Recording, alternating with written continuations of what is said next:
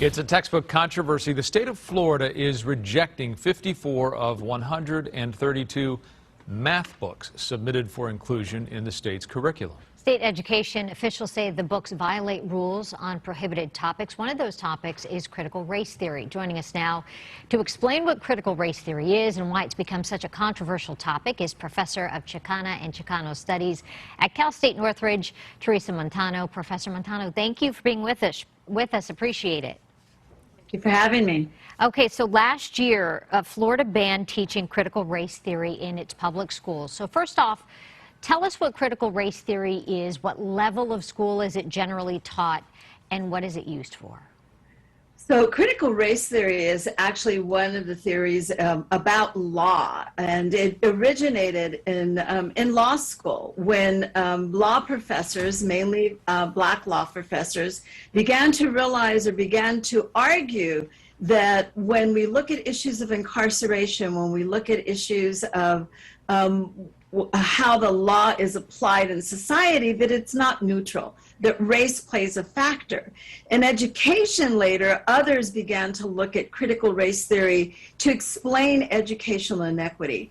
It's normally taught in college or universities as one of very models or theories of to explain educational inequity, and it is never taught in K-12 schools.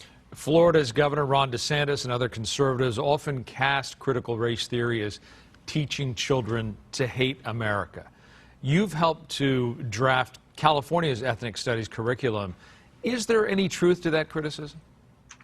No, there is no truth to that criticism. I think that a part of what makes this country what it is the ability to teach about controversial issues, to talk about issues from multiple perspectives. And that's essentially what critical race theory says this.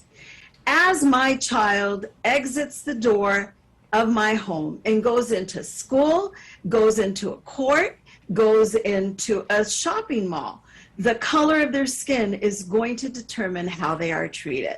Simply that. And so if we're talking about creating a democratic society, a society based on equity, then what critical race theory does is say, let's look at that. And then let's join together in creating a non-racist society that would benefit all of us. Professor, a lot of people, when talking about these math books, are saying, well, why math books and why would critical race theory be taught through math and through mathematics? And when Florida education officials, they haven't provided examples of what that would be within these math books, but can you shed a little light on that? So I actually took a quick look at all of the books that were being questioned and found one textbook. And it was an adult textbook. It was something that you would maybe use in a college course for math instructors on critical race theory and mathematics. No one has been able to cite the use of critical race theory in math books. Florida went much further than critical race theory. Florida has outlawed even the discussion about gender equity and LGBTQ issues. They looked at the Common Core and have outlawed the Common Core, and now are attaching things like social emotional learning to critical race theory. It's part of a broader effort to question or attach anything that is considered unpopular by a certain segment of society to critical race theory, when in fact it's not. Well, to your point, Florida has also banned public school teachers from talking about gender identity and sexual identity with their students. What is the appropriate level of discussion, or should there be any discussion of that, and at what age?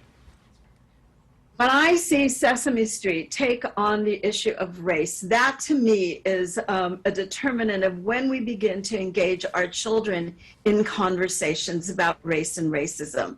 Our children are conscious of what comes up in the news or what the discussions their parents are having. It's how we engage them in those conversations. It's how we build cross-cultural relationships. We do more damage to our children when we don't discuss it, because then it just sits and it remains a question that is unanswerable. But when we engage our children in constructive conversations about what it is and how we would be much better off if we were able to negotiate those issues together, then it makes for a better world. It makes for a better, healthy world as well. Professor Montaño, thank you for your time this morning and being with us. Thank you. All right, still